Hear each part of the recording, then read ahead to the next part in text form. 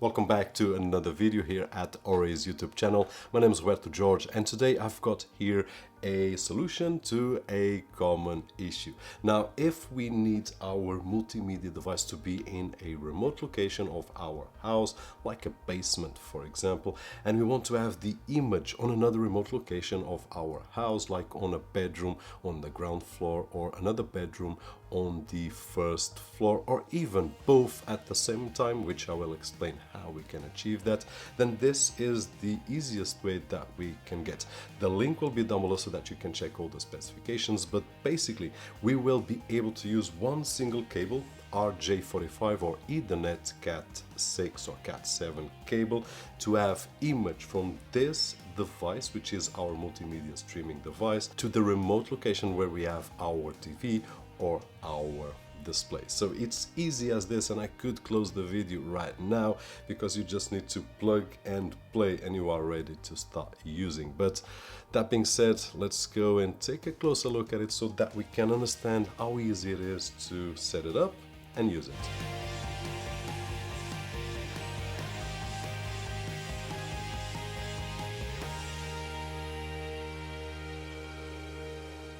So inside the package we will find the sender unit and the receiver unit, and besides these two units, which will be necessary to communicate between the two, we will also have two IR cables and the respective power adapters. So everything that we require to put everything at work, just plug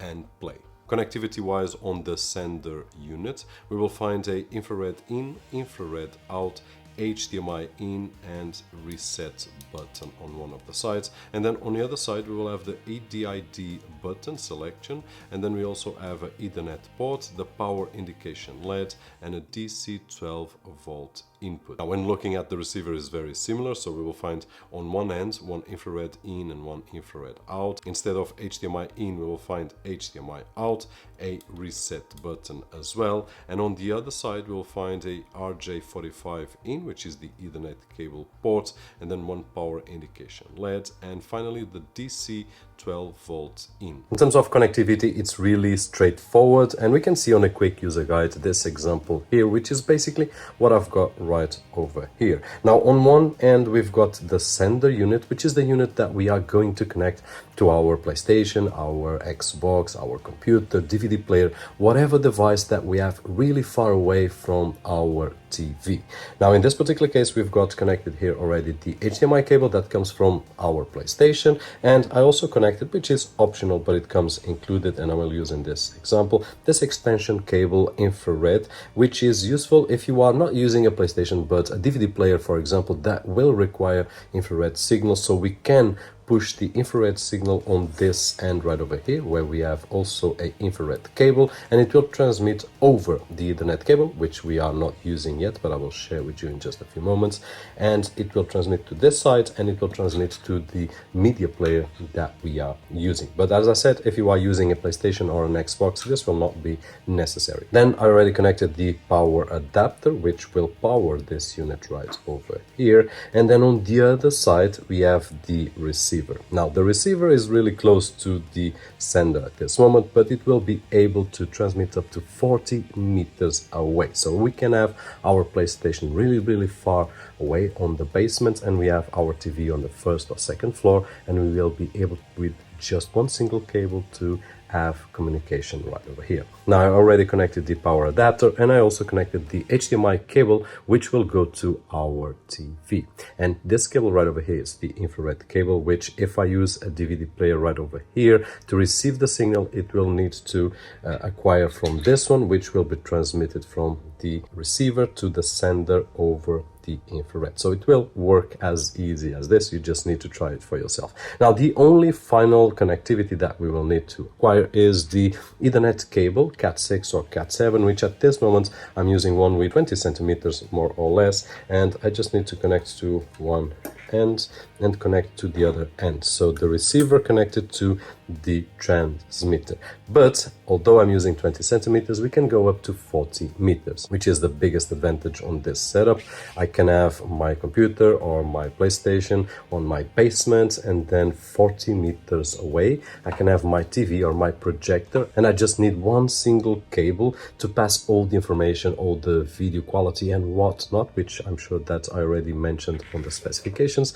And it's as easy as this, just plug and play and have fun. And now with a setup example for the Ore kit BK-EX130K, which is capable of supporting HDMI 2.1, HDCP 2.3, video resolution up to 4K at 120 Hz. It will be able to connect up to 40 meters from the sender to the receiver, or 130 feet. It will support HDR and a lot more, which I will leave some here on the screen, and for more details the link will be down below with all the specifications. Now in this particular setup we have a Android TV box which has one limitation, which is as a very narrow infrared receiver, and we will use that limitation to test out the system of the infrared receiver and sender here on the Ore kit. Now it's connected via HDMI to the sender unit, as the infrared cable connected right over here on the Ore sender unit, and it's right on the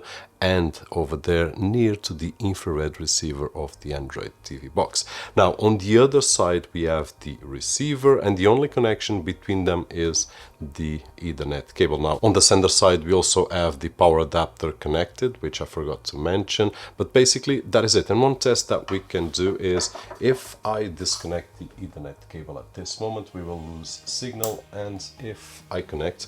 after a few seconds it will get back, and here we are. So the only connection between the receiver and the sender is the Ethernet cable, which can go up to 40 meters, 130 feet. On the receiver side we also have the power adapter connected, and then we have the HDMI cable that will go to our TV or to our monitor, and we also have, if required, the infrared cable right over here. In this particular case we will check out how useful that can be. Now I've got a infrared remote right over here, and if I point it to this side it will obviously work. But if we get some kind of barrier like this small box from Ore, which you might say, hey Robert, that is not a real barrier, but you will see how limited that box is, the Android TV box I mean. If I disconnect the infrared cable right over here, and if I still point to this side, and you can hear the buttons on the remote control, what happens is that the box will not capture the signal. Now if you think that this is not enough barrier, let's try and plug in the cable on the infrared in, because we are inputting the signal here, and on that side we are outputting the signal. So now if I press, we have it right over here, and I can manage the box and I can do all sorts of things. And once again, if I disconnect the infrared cable, what happens is that I will not be able to achieve, and with the infrared I will be able to control at a distance. At this moment the distance is really close, but in a real life situation we can go up to 130 feet or 40 meters, which is great to have in our basement the Android TV box or any other device, and then on our living room on another floor our multimedia device, which in this example is an Android TV box. And that is it. Easy, as I said at the intro, just plug and play and we are ready to use a media streaming device on a remote location and then share to one TV. Now, as I said at the beginning, we can share to more than one TV. I only need one sender to connect to my media streaming device, but I can have multiple receivers. So if I want one TV on the ground floor bedroom and then one TV on the first floor bedroom, kitchen, living room, wherever we want, we can connect multiple receivers and have multiple TVs showing exactly the same image source that we have right over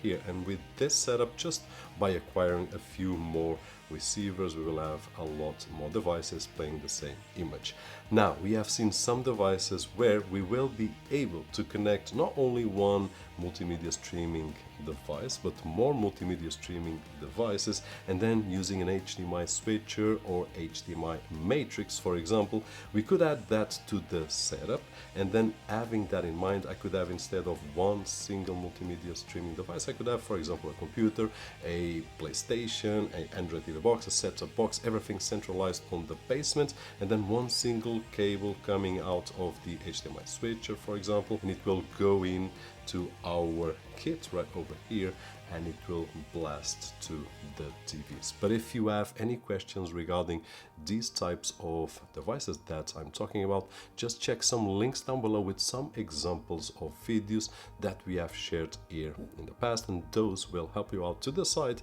if this is the setup that you will require, or if you need something else to even improve a lot more your setup. That being said, hope that the video was helpful in some way, and if it was, don't forget the usual thumbs up right over there, and subscribe to the channel if you want to keep on receiving news such as this and some tips such as this that hopefully will help us to improve our setups at home or at work. My name is Roberto, and as always, I'll see you on the next one.